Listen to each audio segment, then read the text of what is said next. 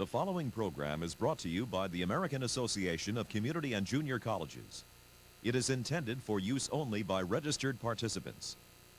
This satellite broadcast is protected by the copyright laws of the United States and may not be rebroadcast or used in any manner other than its intended use without the written permission of the American Association of Community and Junior Colleges.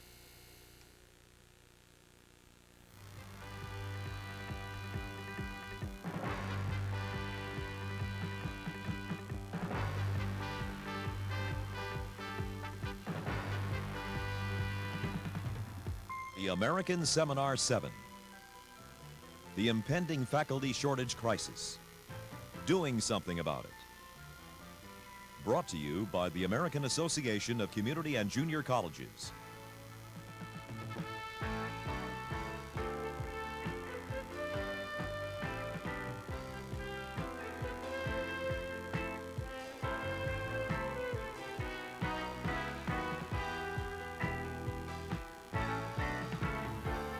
Now, your host for today's program, the president of AACJC, Dale Parnell. Good afternoon. Thank you for joining us today and participating in the American College Seminar.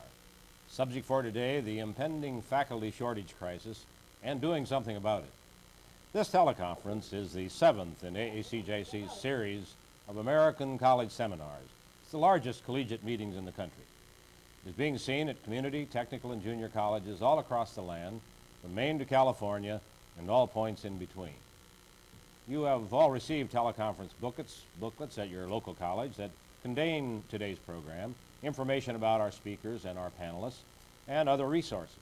Please note that Gordon Watts is now the president of the Council for Staff, Program, and Organizational Development, and I don't think that's mentioned in your program. Gordon can be reached at North Arkansas Community College, Pine Ridge, Harrison, Arkansas. You will have an opportunity to participate directly in this program. The telephone lines will be open during the entire program.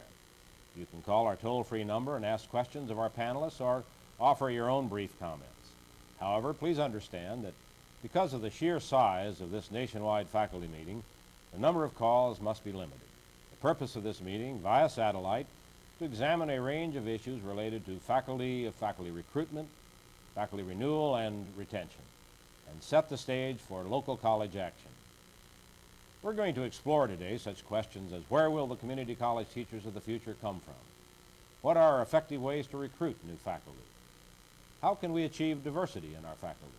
And generally, how can all faculty, full-time and part-time, be kept very current in a rapidly changing economy and in their fields?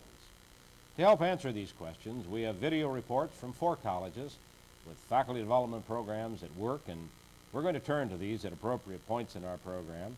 Our format today is a departure from previous American College seminars. In addition to having a live panel here in Washington, D.C., we also have participating panels in Austin, Texas, and Cupertino, California. Through the electronic magic of the split screen, you'll be seeing all 3 locations participating simultaneously. Now let's meet our panelists here in the studio, as well as in Texas and in California. Mary Futrell is the Senior Fellow and Associate Director at the Center for Education and National Development at the George Washington University here in Washington, D.C., and she is the immediate past president of the National Education Association. Blandina Ramirez is Director of the Office of Minority Concerns for the American Council on Education. Sue Ann Rush is the Director of the National Institute for Staff and Organizational Development at the University of Texas at Austin. Now let's turn to Austin, Texas. Joining us from that region is George Baker III, Professor of Educational Administration at the University of Texas. Rosemary Gillette Karam is Instructor of Government at Austin Community College. Dr. Baker and Dr. Gillette Karam co-authored the book Teaching as Leading, along with John Rush, who you will be meeting shortly. Donetta Goodall is the campus manager of the Northridge campus of Austin Community College. And joining us from Cupertino, California, Thomas Fryer Jr. is Chancellor of the Foothill De Anza Community College District. Patricia Cross is Director of the Community College Leadership Program at the University of California in Berkeley. And Philip Hartley, President of the Academic Senate of California Community Colleges. We plan to conduct today's meeting in an informal manner, and I will be engaging all of you, panelists at all three locations, and callers from across the country to get into this discussion. Let's set the stage.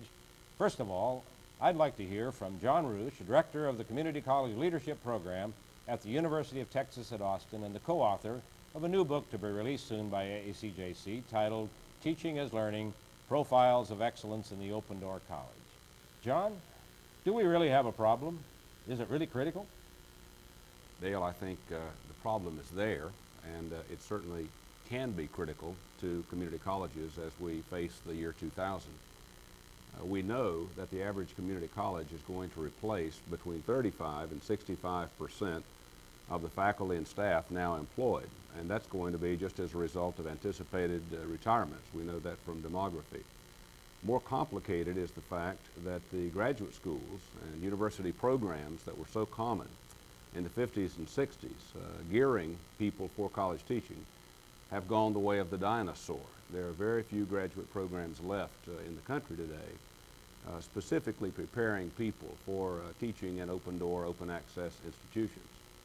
Making that more complex is the reality that today's student body in community colleges, probably the most heterogeneous, most diverse group of students ever enrolled in post-secondary education in this country or any other country.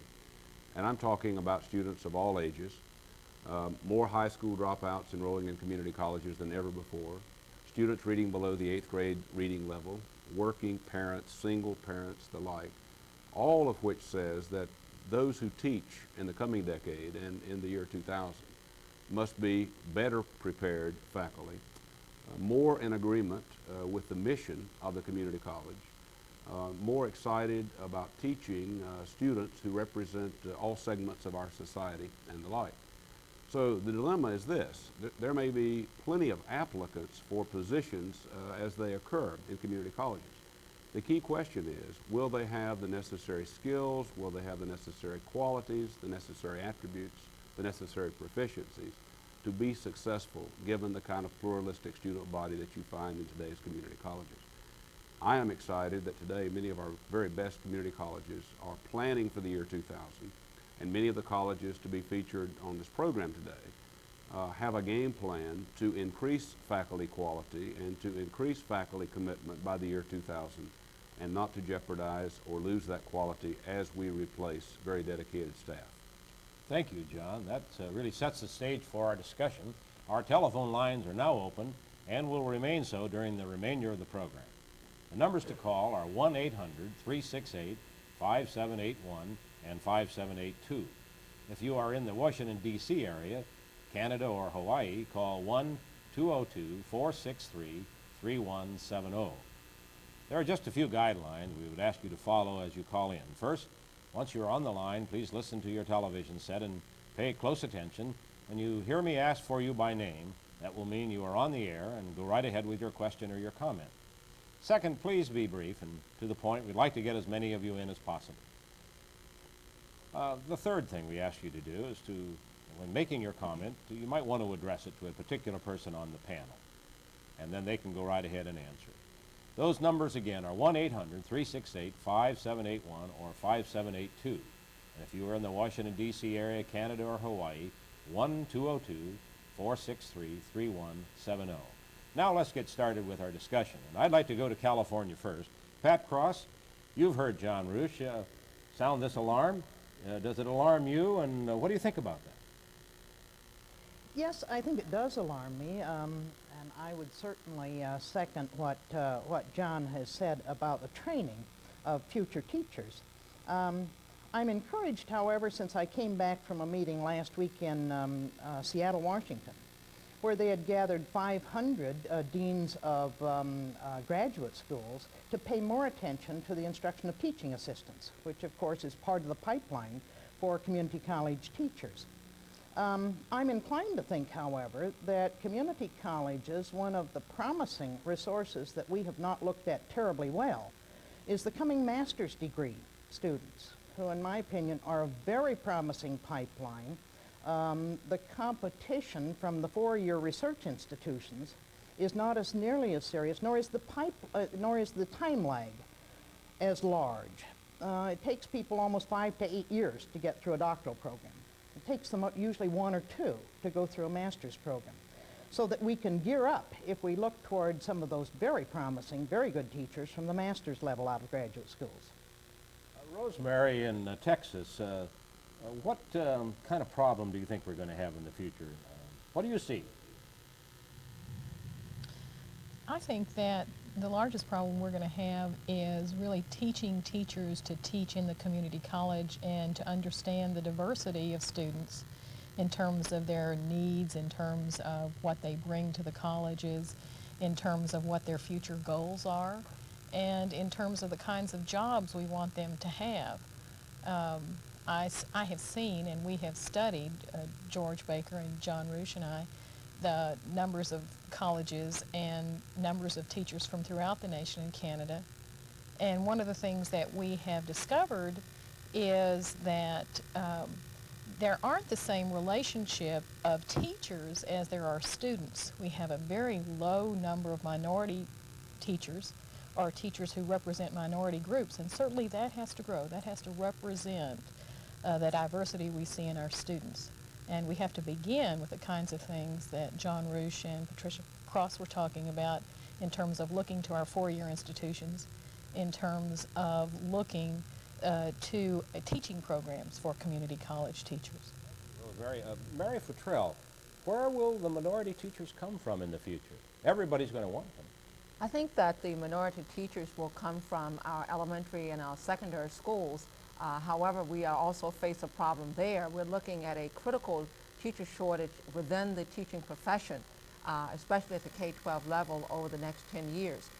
We are projecting that we will need at least 1 million K-12 teachers, at least 300,000 K-12 administrators, and about 500,000 higher education faculty members. And so while those— Takes my breath away. It does.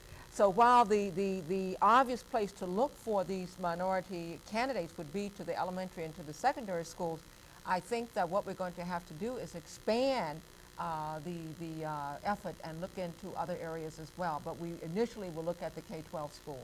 I want to go to an example of what one college has done. Tom Fryer is the chancellor of the Foothill De Anza colleges in California. Tom, what are you doing about recruiting? We got very concerned a few years ago, Dale, about the need to recruit an entire new generation of faculty here in Foothill De Anza. We have about 500 full-time faculty members and about twice that number, not quite, part-time faculty members, and we were the average community college that John Roosh was talking about a moment ago.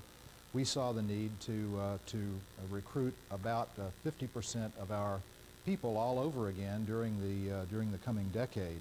So we launched a comprehensive faculty staffing plan aimed at trying to identify with plenty of advance notice what our vacancies were going to be through a program of program review, look at whether we wanted to keep those jobs in the areas where the retirements were occurring or whether we wanted to move the positions to other academic areas. Our goal in general was to try to replicate the quality of our existing staff, which we think is extraordinarily high, and we wanted to do that with great sensitivity to affirmative action considerations and programs. We are also, of course, very concerned about the necessary skills and attributes that we're looking for in community college teachers, and our recruitment processes and search and selection processes, we think, do a lot to assess those things. We're beginning to get some results now from the program, and we have some graphic material that I'd like to show you that will present to you some of the results of our work over the last several years. If it's possible to get the first slide up, thank you. This will show what the number of full-time hires were in Foothill De Anza over the last 3 years. I should say that these numbers do not include full-time leave replacements, so that in the fall of 1989, where you see there 53 full-time faculty and 12 administrators, to that should be added 22 full-time leave replacements. So we hired in our college district this year 87 new full-time faculty and administrators. The next slide shows the applicant pool from which these candidates were drawn. You see that for faculty positions in the fall of 1987, we got 1,212 applications for 26 jobs. In the fall of 1989, we got 1,576 applications for our 53 positions. And in those pools for faculty and administrators, you see that we had 4% minorities in 87, 21% in 88, and 17% in 89, and comparable numbers for administrators are there on the right. So you will see that the number of minority people in our pools is really quite low, and one of the efforts we're making most strongly is to increase the number of minorities in the pools. The next slide actually shows the percent of minorities that we hired, so that in the fall of 1988, if you remember the previous slide, we had 21% minorities in the pool, and we hired 26% of our new faculty were minorities. In the fall of '89, we had 17% in both the applicant pool and in the hires. With women, I think, well, we're back very good. Now, with women, I think our record is much better. We're hiring beyond our pool levels, and about, as you see there, 50% of our hires, in most cases more than 50%, are women. The next slide indicates a major source of our new full-time faculty, and as you can see, the trend is toward greater and greater proportions coming from the part-time faculty. Those numbers concern me personally a great deal. I think in the fall of '88, our 42% who came from the part-time faculty constituted a good number, but getting 2/3 of our new faculty from the part-time faculty seems to me to be a bit on the high side. One of the things that does is to skew the age distribution of our new hires up into the higher ranges and leaves us fewer opportunities for bringing in newer people. The next slide indicates what we've been paying our people here in Foothill De Anza over the last several years. This fall, our median new faculty hire salary for what for us is a 176-day academic year was $41,700. That does not include benefits. And for our full-time year-round administrators, the median was $61,000. And then finally, a couple of slides that show where we're getting, where we have the most applicants and the fewest applicants. Here are the positions where we got the fewest number of applicants. A number of our administrative positions need additional applicants, and if you look there on the instructor side, lifelong learning, computer instruction, automotive technology, nursing, business computer information systems, those are the areas where we get the fewest applications. And then finally, the areas where we received the highest number of applications were in English, composition, and mathematics, in addition to which we get large numbers of applications for counseling positions. So we are working very hard at this effort because we see it as the future of our colleges, as I'm sure many of our colleagues around the country do. Tom, thank you very much, and I just have to explain so our viewers can understand that the slides were in Washington, D.C., and you were in Cupertino, California. You did that very well. You read well from a long distance. Thank you, Tom. I'd like to go to our callers. Do we have any callers on the line yet? And if we do, we want to encourage you to step to that phone and ask any of these panelists a question. But I want to ask a question. And Mary, you raised this first of all, and any of you from the panel anywhere in the country, please answer it. Why aren't we concentrating on hiring those good high school faculty that are out there that we know are demonstrating they're good teachers? Well, some people would say, why don't we just steal them from the high schools? Who would like to answer that? George Baker, why don't you try that? Dale, that's the last question I expected you to ask me. However, I think that one of the reasons we're not hiring high school faculty is that in many cases, they're already making more money than they would be paid in the community college. And sometimes, since we don't have opportunities for people to change careers, they may have to start all over. I would also like to address the issue that we've got to look for other sources for our teachers other than high school programs or other than the graduate schools. I think a tremendous source of teachers are businessmen, part-time teachers, businesswomen, retired military officers. For example, many large school districts in the country are going to non-traditional programs to prepare teachers. I think our research tells us that as long as you know your subject and you know how to teach, you can be trained to be a good teacher. I think this brings up the point that community colleges must have well-developed programs for developing faculty. For example, at Miami-Dade, they are offering an opportunity for master's degree teachers, for teachers to get an MAT in teaching through their programs using some of the technology that Pat Cross and others have been working on. So I think it's a larger issue than just dealing with high schools. Let's go to Phil Hartley. Phil, you're president of the California Academic Senate faculty, a very active group. Greetings to you, by the way. Are you satisfied with the way we select faculty in our colleges now? Well, we have some ironies, of course, here in California because it was just 10 years ago that we were publishing articles on the surplus of teachers and offering our senior faculty inducements to retire early with very generous early retirement plans. And so there is some irony here. I think many of the community colleges in California aren't up to the speed that Foothill De Anza District are, and in fact don't have well-planned, coordinated recruitment programs in place. And so we have been caught up, I think, a little short in most of the community colleges. And that will be the first step, I think, is for each of the community colleges to develop adequate recruitment programs where they begin to actually actively advertise the benefits of working for a particular district. I think the other thing that we can do is on the order of what Pat Cross was suggesting, and that is work much closely with the four-year segments in terms of giving their pre-master's students opportunities to intern in our campus. One of the things we have going for us is that we have a lot of people out there that are really latently love to teach.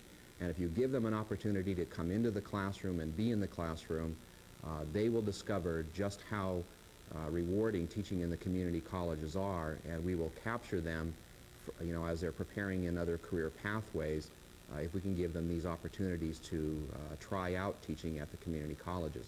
If we can work out internship programs with our four-year schools, for instance, so that a teaching class becomes part of every graduate program, whether it's a master's or doctoral program, and can have those faculty come and intern on our campuses, I think many of them, given the experience of being in a community college classroom, will make that career choice.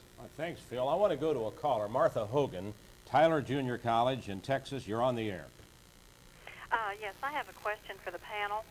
Since your program suggests a community college teacher shortage, is there any consideration for decreasing the pressure to retire at a certain age when an individual is mentally and physically able to function as a productive teacher or administrator? I think Phil Hartley mentioned that, and I was chuckling a little bit, Phil, because maybe we're going to have an incentive program to bring those people back. They'll be double dippers. You're on the right track, because currently many states have retirement programs which provide disincentives for retired faculty to continue teaching on a part-time basis. In California, our state teachers' retirement system puts a very low cap on how much income you can realize through part-time teaching, and it provides a very real disincentive for us to be able to use our faculty who just retired, who have all those years of experience and commitment to community college teaching. I think we need to begin to explore faculty consultant plans that allow our retired faculty to teach for us on a part-time basis and not have to suffer the financial disincentives that are inherent in many of the retirement programs. All right, let's go to another call. Ron Pierce, West Los Angeles College. You're on the air.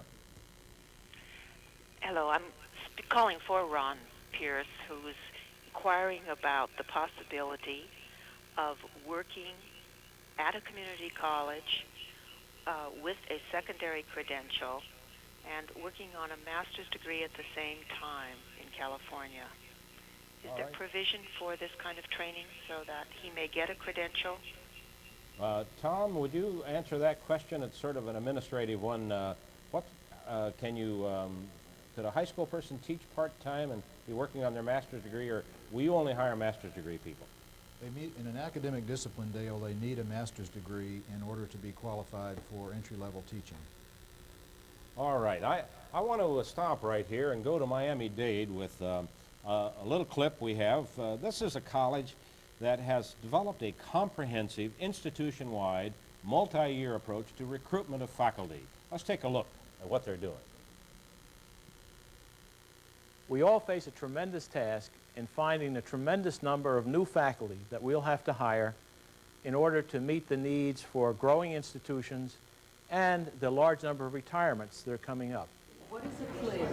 What did you read? There's a sitting next for a plea. Where are we going to find the large number of people who are committed to individuals, who want to help those who have difficulties, as well as finding increased numbers of minorities to better balance our institutions with our student bodies? That's going to be one major task. The other major task is that of bringing those people on board so that they can do a good job. Our institutions are not easy to teach in. It is not like going to a university and putting it out there and saying, okay, it's out there, you learn. It doesn't work that way here. And things we know are, first of all, that universities are not going to teach people how to work with our students, how to work with adults, how to work with people who have problems, how to work with people who have deficiencies. They're simply not going to do it. The second thing is that we'd like to see faculty do what we've never done before, and that is stand on the shoulders of those who went before, as is the case in other professions. We'd like to see them learn all that the people before them learned and start from a base of that knowledge so that they can get better. Typically, we simply throw them in there and let them learn on the job. It's tough in our kinds of institutions. At Miami-Dade Community College, we have organized as part of our teaching learning project in order to get at this business of bringing people aboard effectively and as quickly as possible having them be effective faculty. Now, that ranges into several areas. First, we've started with a one-week seminar that precedes the beginning of a term. In that seminar or workshop, the faculty meet all of the leadership of the college, and we try to transmit our values, because we need people as excited about what happens here as was the case when people were talking about the community college mission and talking about the great things that the institutions could do. We need that same excitement. In that case, we also teach them the basics of how to work in our institution, how to get by there. Following that, there are two well-designed graduate courses that all new faculty must take at Miami-Dade Community College. One deals with teaching and learning in a community college. This is the transmission of the knowledge that we have and we've learned from our faculty about what works and how to work in our institutions. Second is the Pat Cross idea of classroom research or classroom feedback. How do you know who's learning, what they're learning, and whether or not it is effective and what you can do about it? It's a second graduate course. The third item is a mentor, and there's a stipend for the mentors, but they will spend a full year with the faculty members, the new faculty members, helping them get oriented and get their work done. After that, they become part of the overall teaching learning project, which emphasizes what one does for students and tries to tie all our reward systems to an understanding of what faculty do for students, how they can help them, what makes a difference, are they good teachers, rather than simply degrees and numbers of years at the institution. In addition, the cap of our system are the teaching chairs, which some of you have heard about, that will go to those who do the very best to reward them for excellent work. We think we're learning, but we think we're on the right track at Miami-Dade Community College.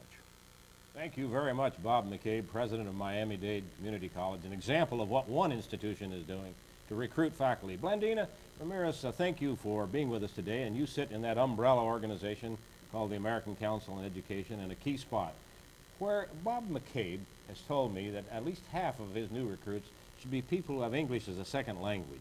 Where will we find them? Well, sitting in that umbrella organization, as well as having had an awful lot to do with the NEA over the course of the years, it's clear to me that we're facing a period of intense competition for that well-trained minority professional, competition from the four-year institutions that are also facing a faculty shortage, competition from elementary and secondary schools that are facing a very real faculty shortage, and then the needs in the community college system.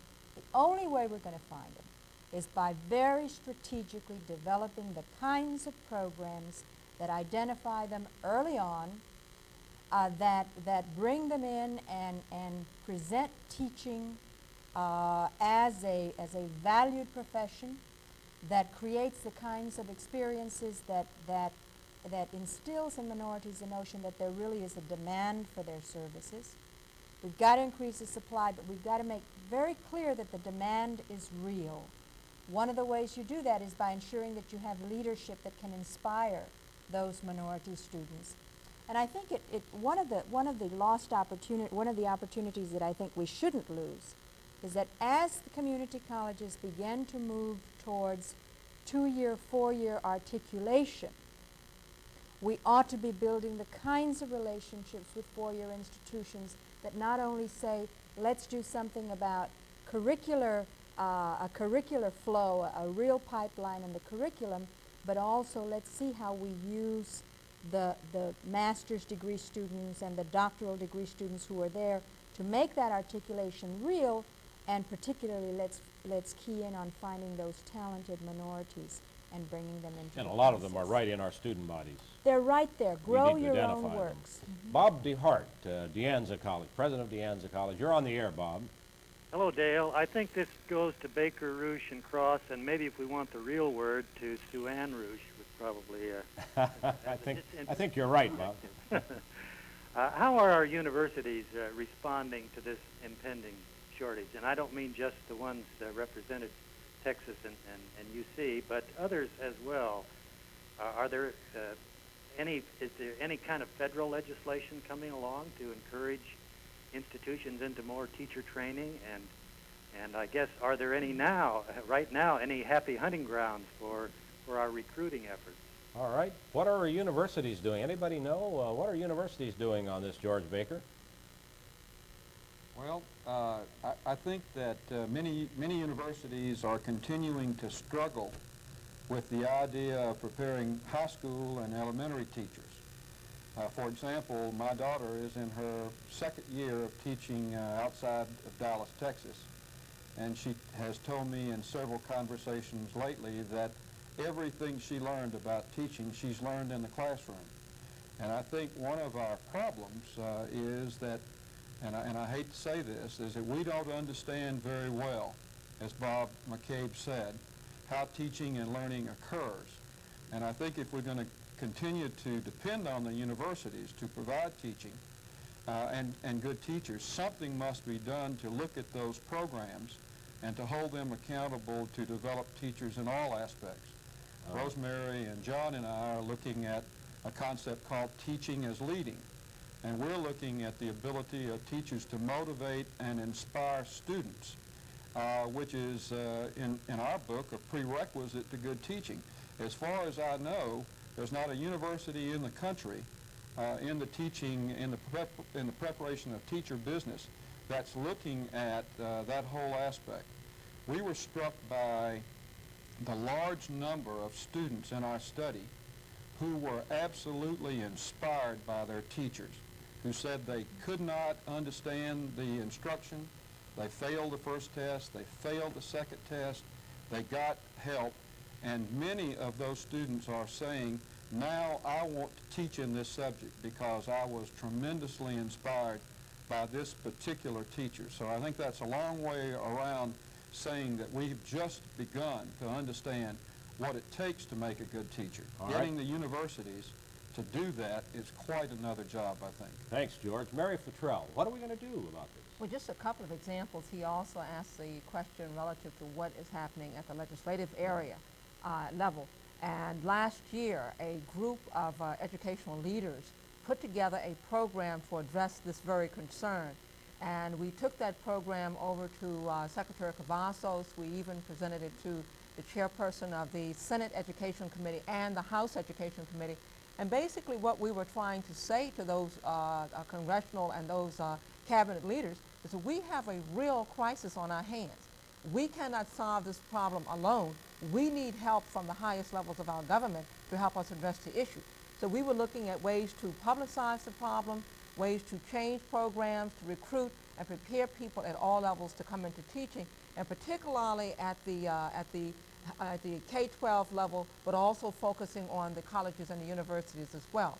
And a second program that I'm aware of has to do with Virginia Polytech Institute and State University down in Blacksburg, Virginia, which has put together a program where they are working with local school districts and community colleges to try to get the community as a whole to focus on the problem we're facing regarding not only recruiting but keeping people in teaching. And they are saying to young folks, if you have the grade point average and you're interested in becoming a teacher, we will provide financial aid, tutorial services, counseling services, and placement services to help you get a job once you've completed the program. Mary, you see me smiling a little bit because the two of us have been involved in that little issue of going to the Secretary and going to Congress. And I might add, it's a great example of associations cooperating here in Washington, D.C. But I'm smiling because we haven't really gotten what I would call great response. We haven't gotten the response we thought we would get, or the response I believe we deserve. However, I'm very pleased that the forum, including your organization, NEA, and others, have refused to give up. That's right. And we continue to take the issue back, and we continue to say, especially to the members of Congress, you cannot place this on the back burner. This issue is critical to the future of America. And I think all of us need to do that with your congressman. By the way, they're home in recess, and now's a good chance for you to whisper in their ear. We need a new Professional Development Act of some kind. We need the support of the federal government. Caller on the air, Joanne McCready from Jefferson College. I believe that's in Kentucky?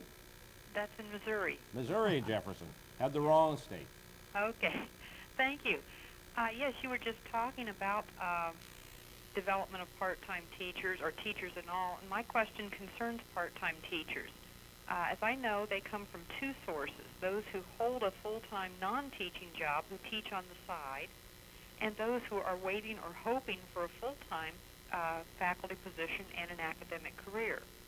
The people teaching on the side do not plan an academic career, and they may not be interested in professional development programs. How do we assist them in improving their teaching skills?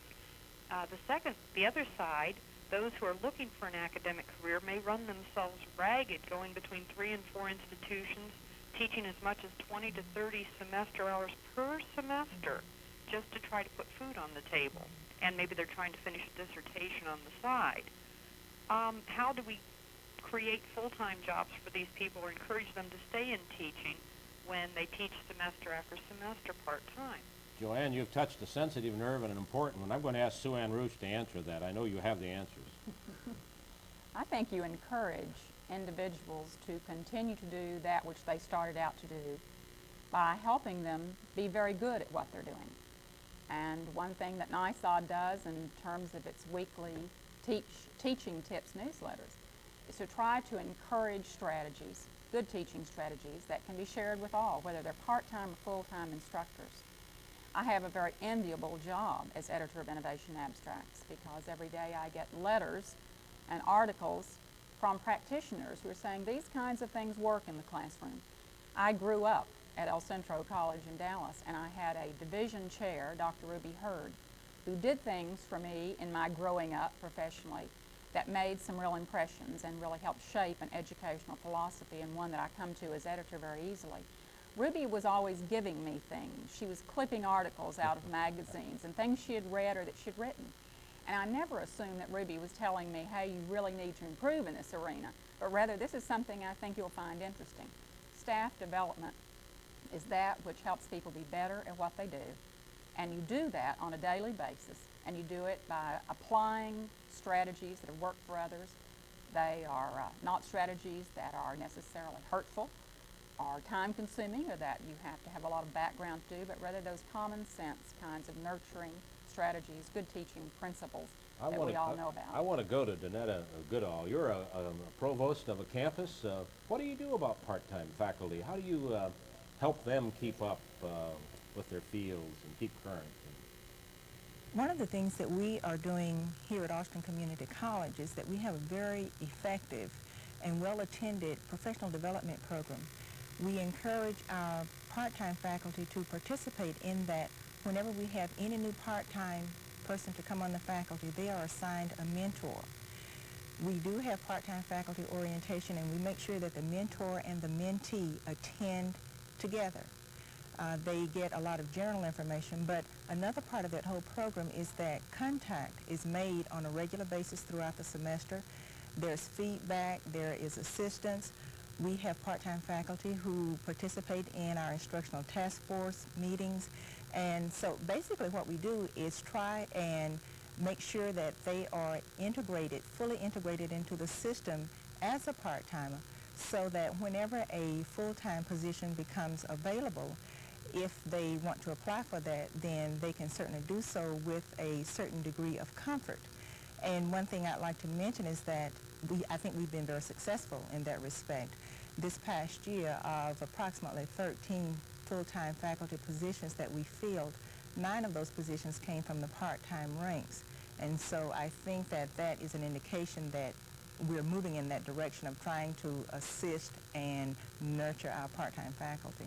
We have a little clip from the Lake Michigan College up in Michigan, and as I understand it, they do have an approach in trying to keep their full-time and part-time faculty current.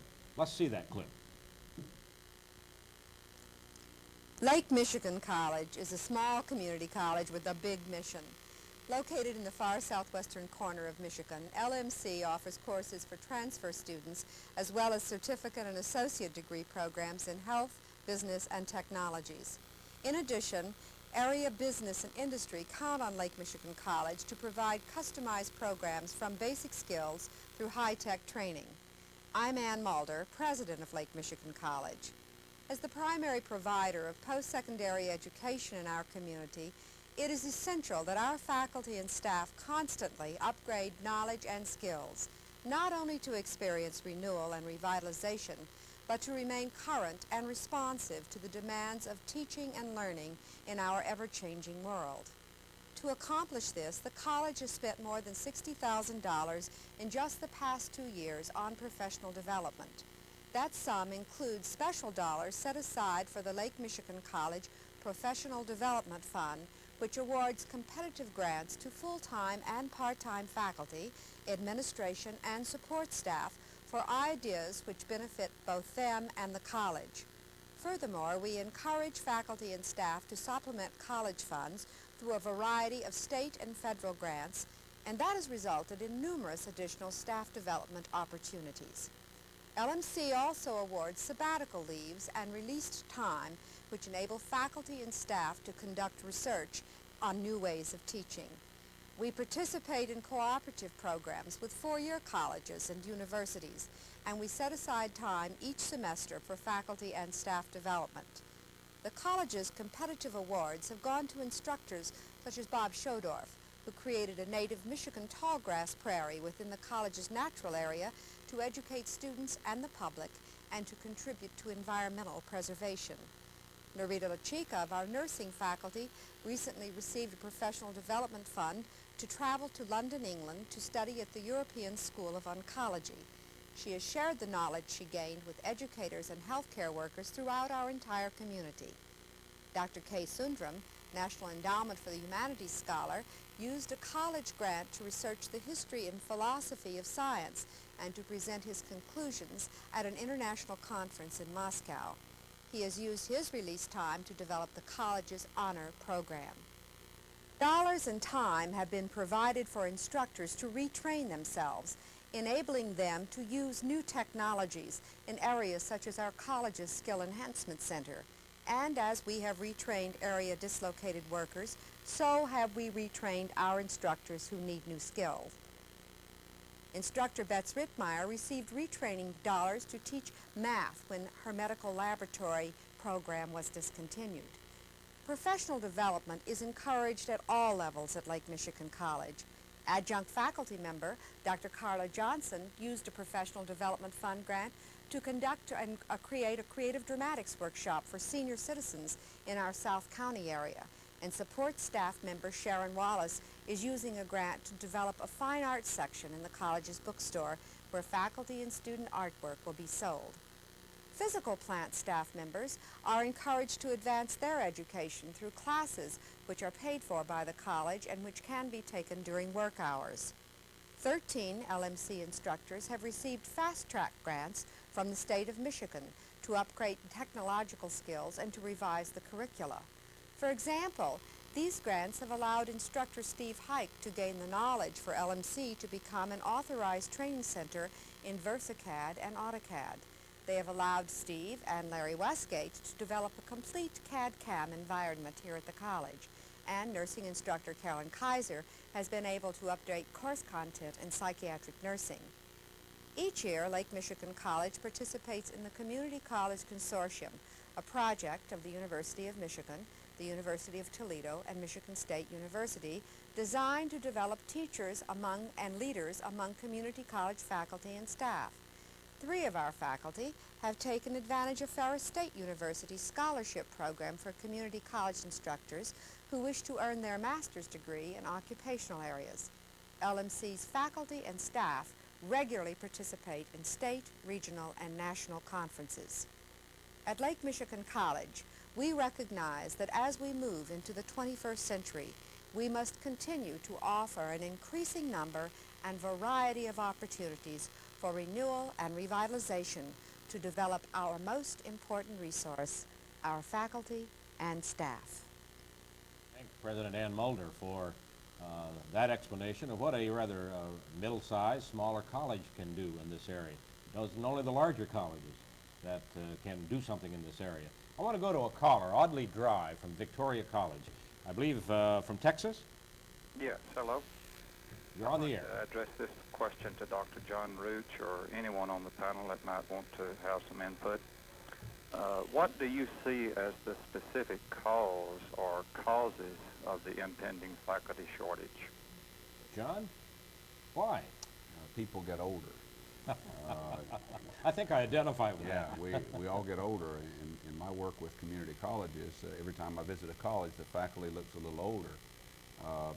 A number of studies have been done in the various states indicating that the average faculty age these days is in the upper 40s, the lower 50s. Some colleges older, and many of these people are going to retire in the next 10 to 15 years. And there will be applicants for the jobs. There's no doubt there will be applicants. The key question is, will these be applicants who truly understand the mission of the community college, value that mission, agree with it, and bring the kinds of skills and qualities that my friend George Baker described a while ago, the ability to motivate and inspire students. That's the key quality that we're looking for. Well, let me ask a question that seems to be a fertile source for people, would be people that are out in business and industry that would love to teach. And I've forgotten, one of you mentioned that. Who would like to take that on? Is there a program that you know about, or what's going on in that area to recruit people out of business and industry and bring them into teaching? Any of you want to take that on?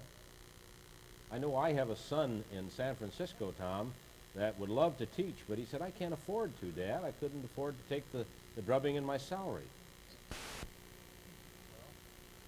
What can I say to you, Dale? What is the boy making? Yeah, are you ready to bid? You bet. Well, I think, John, you hit a good point. Every time I go out and meet with college faculty, and particularly college presidents, they're all looking younger to me. I don't quite understand that, but it just seems to me that there is a fertile source out there with business and industry types that if we really went after them. I think, George Baker, you mentioned military. Some people, we're going to have a lot of people coming out of the military as the military begins to decrease its size, and many of those would be good people. What do you think? Absolutely. When I was on active duty, one of my jobs was to run the instructional management school at Quantico, Virginia. And all of the military services now have an occupational specialty that results in an individual being an instructor in a particular service. But Dale, I'd like to raise this issue. I do not think that we have a crisis in terms of the numbers of people who are available to teach in community colleges. We may have a problem in the kinds of personalities and temperaments and readiness they have to teach. But if we look at the Building Communities document, we have promised students that they will have faculty that match their ethnicity. And if we're going to fulfill that promise, that's where the crisis is, not in the overall numbers, but in finding qualified minorities or minorities who are willing to become qualified so that our college is of the same color and temperament in the faculty ranks that it is in the student ranks. And that also holds true, I think, for administration and the board. All right, Sue Ann? There have been some very interesting developments over the last few years. Because NISOD is really a group of community colleges, a consortium built around over 500 now, and 68 of them are in Canada. I'm having numbers of calls over the last 2 or 3 years from foundations and from very large corporations that are saying, send us your innovation abstracts, let us join NISOD. And they're giving me 2 reasons for that. One, we have numbers of folks we think could play an active role in community colleges. And 2, they want to know what's going on in community colleges so that they might fund very interesting programs and strategies. And that obviously opened some new doors to us when that began to happen. But they are interested in what community colleges are doing for their own institutions as well as their own towns. That's really an interesting point. Just before coming to the studio today, I had a call from the president of the American Society for Training and Development and said, you know, we think it's time that we were doing some business with you.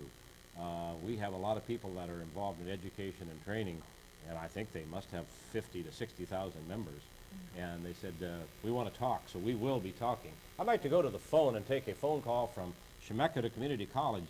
Sharon Lindsay, out in my country of Oregon, Chemeketa Community College, you're on the air.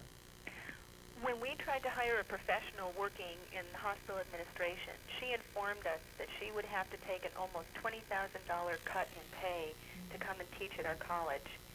If salaries can't be competitive with the business sector, what other incentives can community colleges offer to attract professionals into teaching? All right. Who would like to? Pat Cross, we haven't heard from you in a little bit. Would you like to take that one on? Well, I'm of 2 minds. There are 2 other questions I was just dying to answer. I don't know whether I have the answer to this one. We'll rephrase the question. I will cite, just in response to this question, that Harvard University had what they called a mid-career program for executives and for retired military who were simply kind of tired of the pressures and the rat race of industry and really looked forward to teaching careers.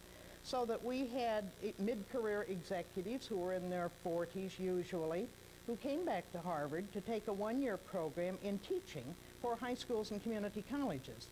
And these were people who, in one sense, had the kind of financial pressures behind them and could afford and really looked forward to the kind of social service that teaching involved. Dale, I want to say one other word while we're out here with the camera in California. I want to expand just a little bit on John Ruch's answer to the cause of the current crisis, which I think is particularly severe for community colleges, many of whom in the country are kind of celebrating their 25th anniversary, so that virtually all of their founding faculty were hired at the same time. Those faculty are not just getting older, but they're getting older in a large clump of people who will be retiring pretty much at the same time. So I think part of the crisis for faculty is due to that enormous expansion of the 60s, which the community colleges really helped fill.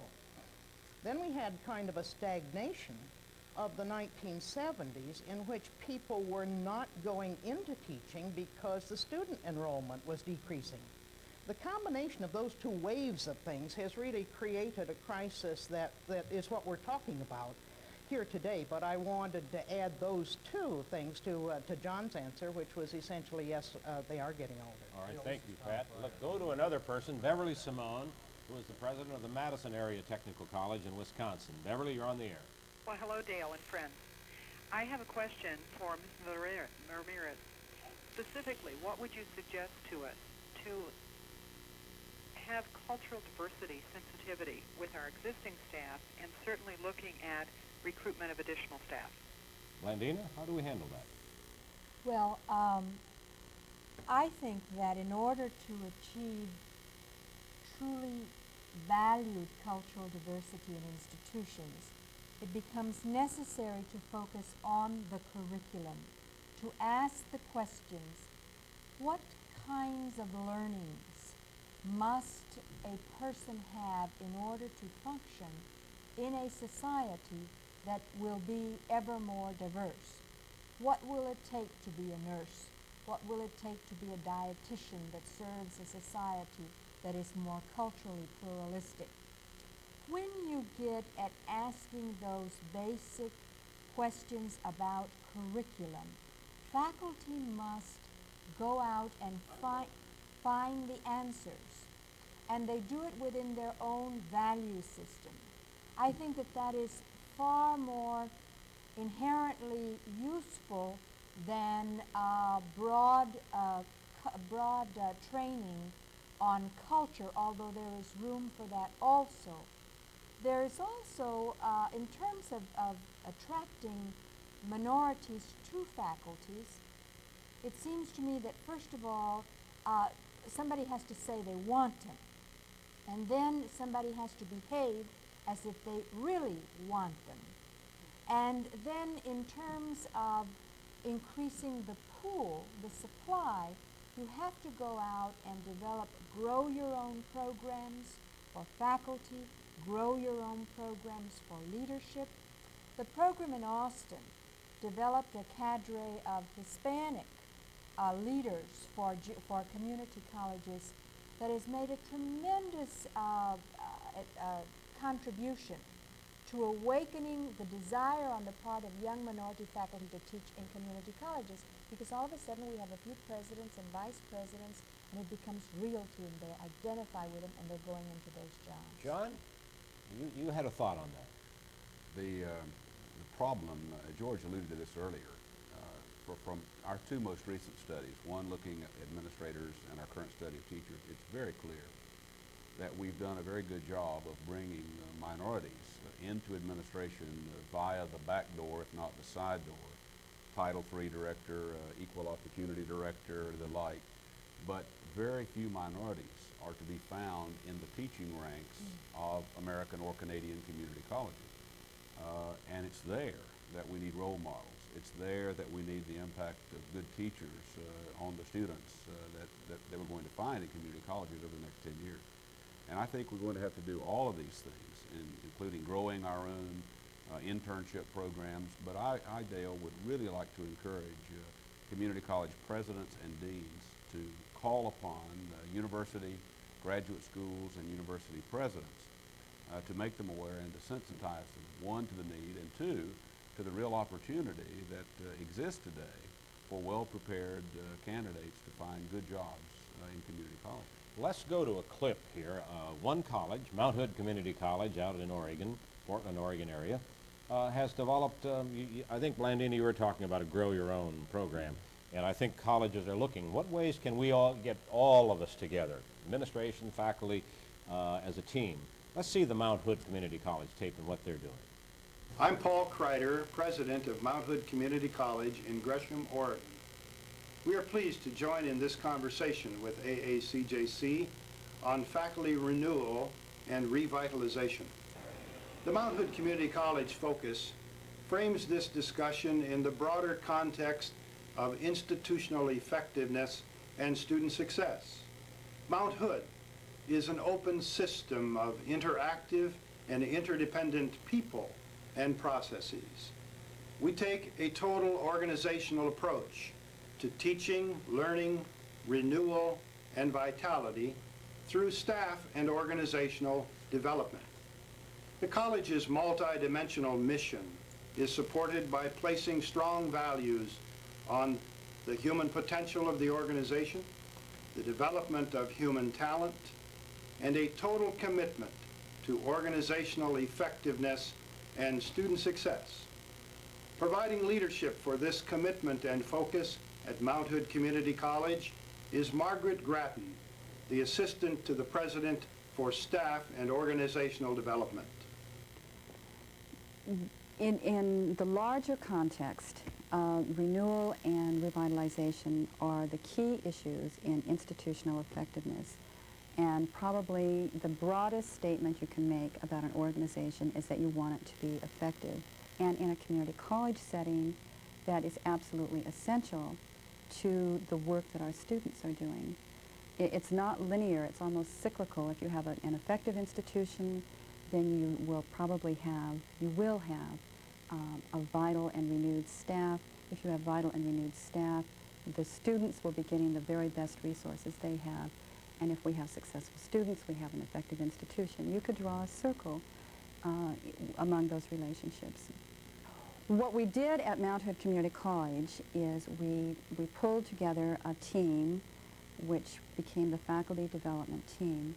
This group sat down and looked at the kinds of information that we were getting in our documents, as well as through informal discussion about some of the needs that our faculty were feeling in terms of growth and further training and mobility within their positions.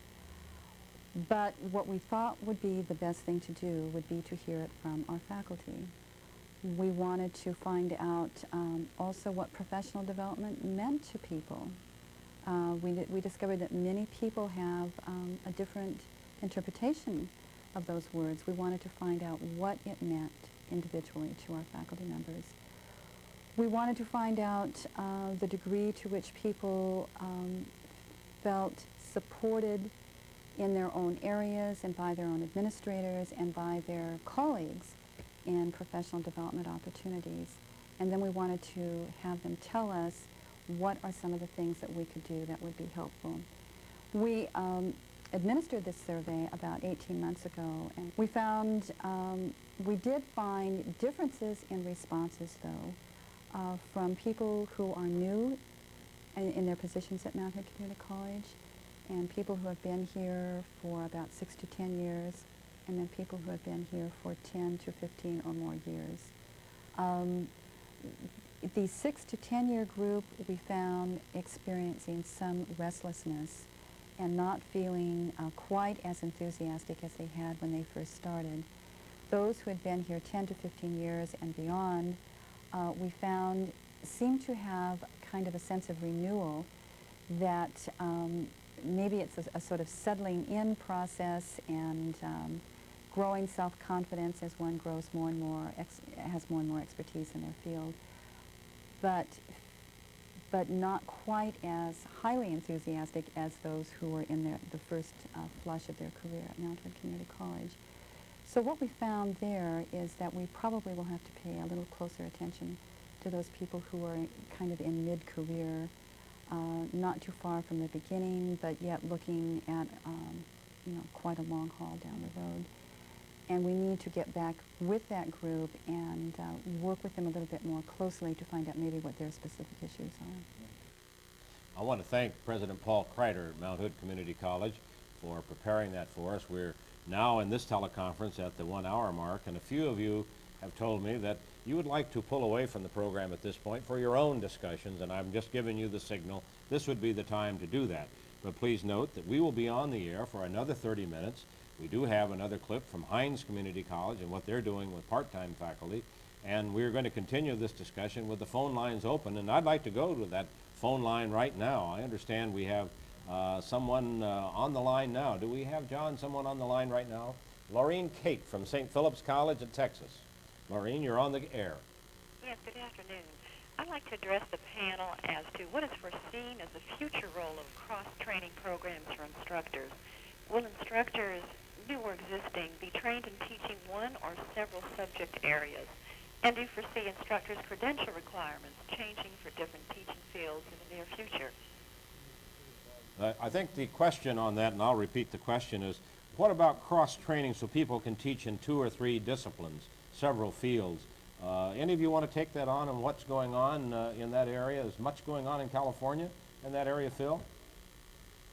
Cross-training for faculty? Well, actually, the direction in California has taken, I think, probably a little different course, and that is we have just completed a reform legislation movement here in California where the legislature had great interest in ensuring that every faculty person who taught in the community colleges possessed some minimum level of standard statewide. The State Academic Senate developed then a disciplines list for that purpose, which defined what one needed to have a master's degree in areas where master's degrees were required, and what areas where a master's degree was not generally available and therefore not required. In that list, we also listed all those things that were related areas. So for instance, if one has a master's degree in psychology, it might be reasonable that if they have the appropriate background, they could teach some sociology classes and whatnot. So in California, we've moved to a fairly formal list of what disciplines one is qualified to teach in and what are closely related disciplines to that area. The one large exception in that area, of course, are the interdisciplinary classes, which we opened up then to all faculty to teach in from their various discipline perspectives. Thank you, Phil. Catherine McIntyre, Salt Lake Community College, Salt Lake, Utah. You're on the air, Catherine. Hello. We would like to know how you go about identifying a pool of instructors who are highly qualified, both with work experience and teaching background, to teach in such high-tech programs as computer-integrated manufacturing and numerical control. Thank you. Oh, and there are a whole range of high-tech areas. Where are we going to find people to work in those areas? Anyone want to answer that? Well, where are you finding them in Austin, Texas? Do you have an answer for that? I think we're facing a tremendous skill shortage in this country, folks, not only in community college, but just generally. And there's going to be great competition for people to work in things like CAD, CAM, and any of the high-tech areas. How will we handle that? Because we're going to be the bulwark for education and training of the technician of the future. We've got tremendous experience sitting there with Austin, Texas, and Cupertino, California, both right in the middle of high-tech arenas, so maybe we can get a good response there. Tom, how do you handle that? If you remember my slide, Dale, a while ago, one of the areas in which we had the fewest number of candidates was in these high-tech areas. They are very, very difficult to find. I think our best source has been from our contacts in industry, people who work full-time in industry, perhaps teach part-time for us, and are interested in moving into teaching as a full-time career. I'm not sure that that's the entire answer, but I am sure that there is no way to do it without having a strong industry connection. Donetta, how do you do it in Austin, at Austin Community College? At Austin Community College, we have a Business and Technology Center, and a number of contacts are made there. Fortunately for us, it works both ways. We have had the industries to approach us and ask for some assistance in updating some of their knowledge, and there are people who work in industry who have the skill level that we need, and so we have worked out a cooperative arrangement. We also have a number of people who come to us from IBM who teach on a part-time basis, and so we find that in our technology areas we have a very good working relationship, so that, and it's been formed over a number of years so that industry feels very comfortable coming to us and vice versa. And I think that we're able to not only upgrade the skills and knowledge of our faculty and our students, but it works for industry as well.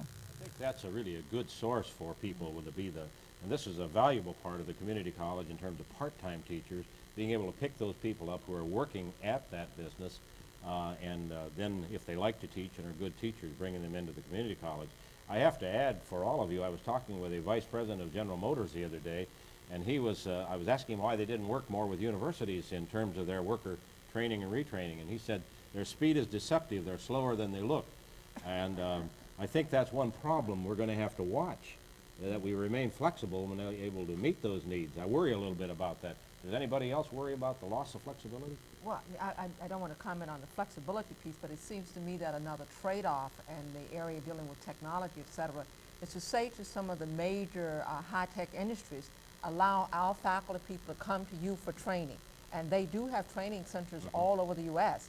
And so rather than simply relying on internal training facilities, let's go to Apple and IBM and Xerox and some of those places and get them to provide some of the training on their latest equipment. Good point, and that is happening, I know, in community colleges all across the country.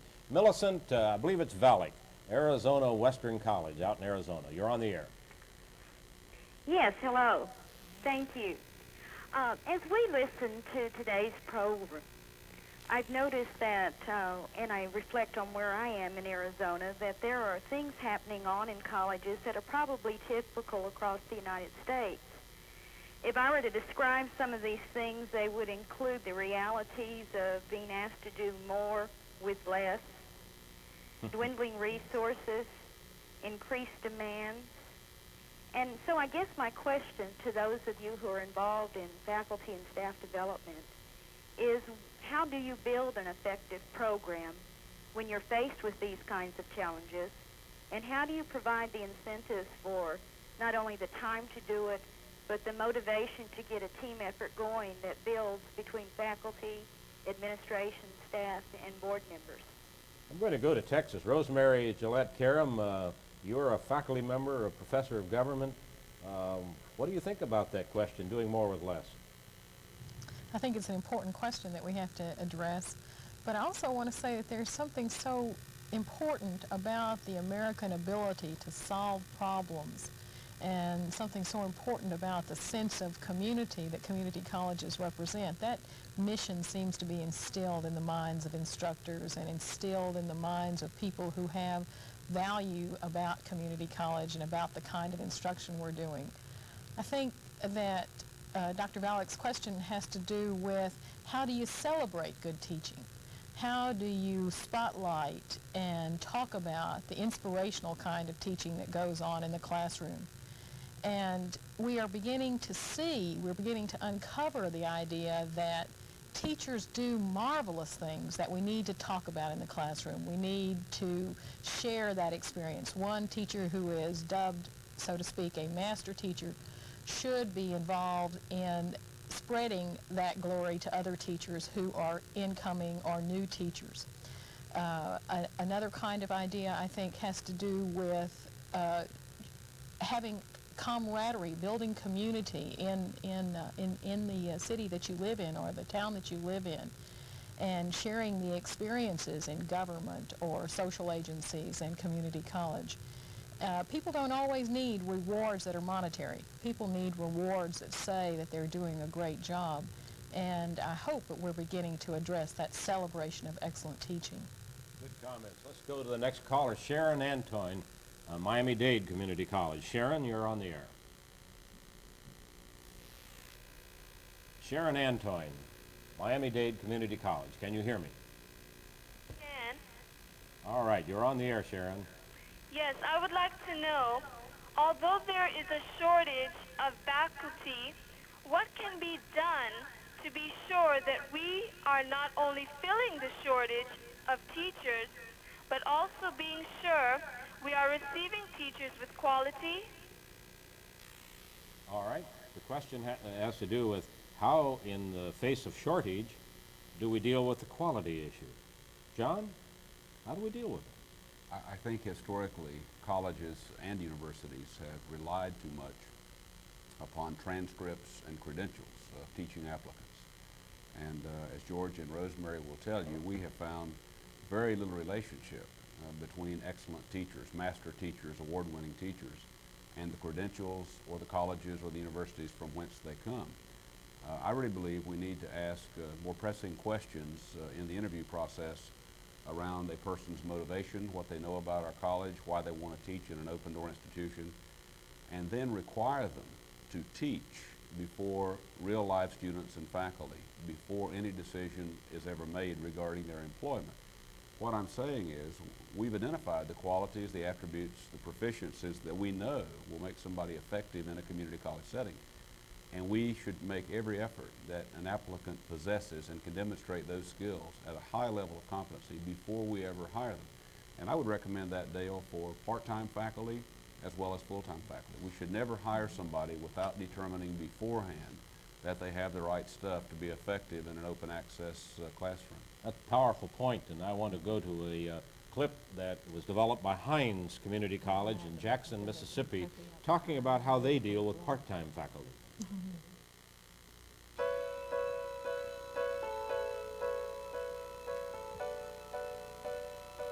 Hines Community College is one of the largest, most diverse institutions in Mississippi. Hines is a 2-year community college with 3 comprehensive campuses and 7 locations. The Raymond campus conducts the part-time faculty orientation program for the entire college.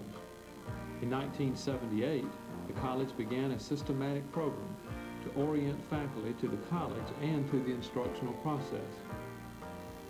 With today's student population of over 11,000 and a full-time faculty of almost 400, it is vitally important that the proper learning atmosphere be present, that we keep up with the changes of the new and ground ourselves in the truths of the past. This can only be done by a systematic process of orientation for full and part-time faculty. Nationally, colleges are experiencing a growth in the number of part-time faculty. This is also true at Hines. The number of part-time faculty at Hines has grown from 1 or 2 in 1970 to over 220 today. The quality of instruction among part-time faculty is being ensured by our system of orientation at Hines. The first Saturday morning of each semester after open registration is set aside for the part-time faculty orientation program. And we think that these part-time students who are being taught by part-time faculty have a right to expect the same quality instruction from part-time faculty as they get from the regular full-time faculty at Hines Community College. Session topics covered during the meeting include an introduction to community college teaching, the course management plan, testing and grading, services offered by the Library and Media Center, and the services offered to students. The special group sessions are the heart of the program and are divided into modules. Topics in these sessions include philosophy and aims of Hines, student characteristics, faculty evaluation, tips for test construction, the use of media and library materials in the instructional process, student orientation, financial aid, development of course syllabus, and many others. Other sessions provide an opportunity for part-time instructors to meet and coordinate with department chairpersons to discuss textbooks, syllabi, and the like.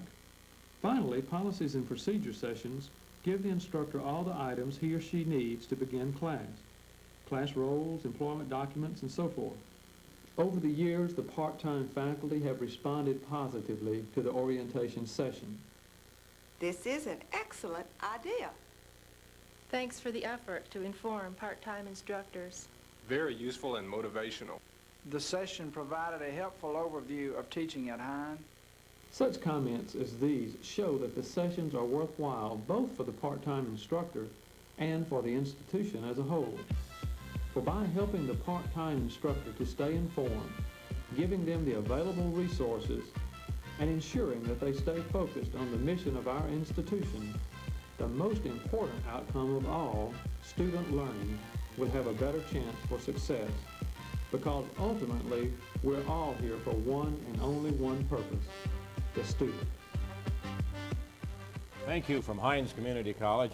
We have one little tidbit that we should share with you. John, you and Sue Ann and I met Ray Marshall last evening, who's the former Secretary of Labor and one of the, I suppose, one of the more famous economists in the world. And he was telling us about being a graduate of Hines Community College. He said he wasn't a high school dropout, he was a junior high school dropout. That he wouldn't have made it without the help of Hines Community College. So Hines Community College, congratulations.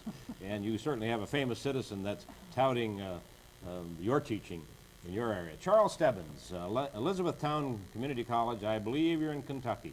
Charles, you're on the air. Hello, Dale. I'm watching the program this afternoon with a group of faculty and administrators from Western Kentucky University. They're in the process of gearing up to help us deal with this crisis.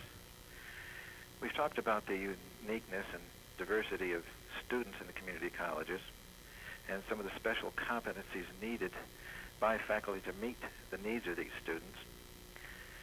But I'd like to hear a little bit more about what we mean by special competencies. I think it would be helpful to these people to know what those competencies might be. All right, John, you've done a lot of study on that, probably as much as anyone in the country. What do we mean by competency? I think a genuine interest in human beings, Dale, is the starting point. How a person defines oneself. George and Rosemary may well want to comment on this question in a moment or two, but teachers define themselves more broadly than a teacher of accounting, a teacher of chemistry, a professor of history.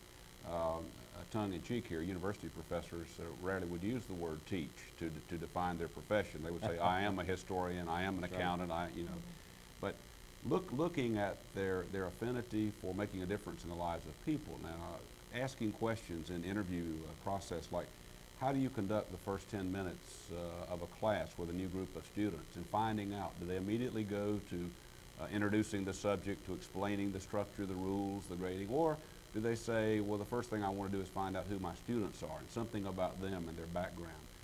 When you're observing a teacher teaching as part of their interview process, do they have a natural affinity to get students involved in the learning process, to bring them in, to let them participate, to let them share their goals, their objectives? If they don't do those things, if they can't respond to those kinds of questions, you're probably better off to let them teach at some other kind of institution, because I don't believe they're going to be very effective in the community college. Mary, you've done a lot of thinking. I've heard you talk about this. If you could lay out the 2 or 3 things you would wish for teaching excellence, what would you say they would be? I would reflect on the teacher being able to motivate students to want to learn and to understand the value of learning. Teachers who can work with all kinds of students regardless of their background. Teachers who value teaching themselves and therefore are constantly learning, constantly keeping themselves abreast of what is going on not only in their field but in education in general. Those are just a few of the things I would include. I think what is the old saying, if you want to learn something, just teach? Yes. I've certainly found that to be true. Linda Pfeiffer, you're from our neighboring country of Canada, Southern Alberta Institute of Technology. Linda, you're on the air.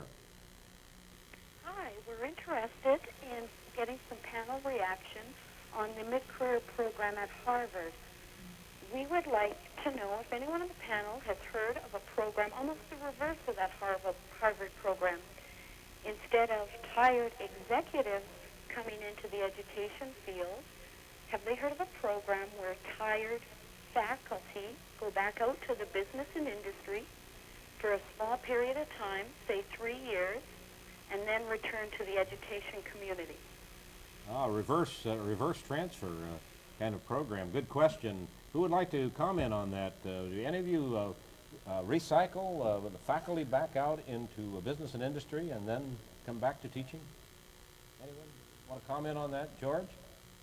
Yes, I think especially in South Carolina, North Carolina, and Virginia, almost all of the community colleges have a return to industry program that's usually funded through Title III or in some cases at the state level or at the institution. And these programs work fantastically when faculty need to go back out for a semester or in some cases a quarter to get updated on technology. And I think our friends in Canada could write to either the states of South Carolina, North Carolina, or in this case Virginia, and get excellent advice on how to start such programs and also the results of such programs. There may be other states that do that, Dale. Those are the 3 that I know best. Thank you. Cindy Haas, Butler County Community College, I believe in Kansas. Cindy, you're on the air. Cindy Haas, can you hear us? Cindy Haas of Butler County, can you hear us? Yes. You're on the air. What are the pros and cons between mandatory staff development versus invitational staff development for exempt faculty? All right. Now, Cindy, by mandatory, you mean where the college said you must do certain things? Right. All right. Who would like to comment on that? What's the position of someone, Pat? What's your experience on that? Mandatory versus voluntary? Well, one of the things we've been trying to encourage, and I think it's a nationwide movement at this point, is the professionalization of teaching. And the professionalization of teaching involves a kind of building knowledge gradually. And one of the things we've stressed, as I think Bob McCabe mentioned when he was talking about Miami-Dade, was the necessity for teachers to be able to get feedback about the impact of their teaching on the learning of students. So in this sense, the focus is on the learning that's going on in the classroom, and I think that can only be done by a kind of motivation and by an attention on the part of the teacher, which probably can't be mandated. There are other things in which I think mandating is legitimate, and that would be the question of asking teachers to show that they are doing something, that they are engaged actively in some form of professional development, whether that be taking courses, going to workshops, revising courses, those kinds of things. I think mandating participation in any particular program is probably self-defeating. I think all of us would any member of the panel disagree with that? We all agree with that generally, don't we? Anyone else want to comment on that? All right, we agree on that. Let's go to Betty Stevens, Pratt Community College in Kansas. Betty? In order to prepare master's level faculty to teach in community colleges, we need university graduate faculty who have experience in community colleges. How can universities lure these people to this faculty? Well, any of you university folk want to comment on that? How can we get more university people to be sensitive to community college needs?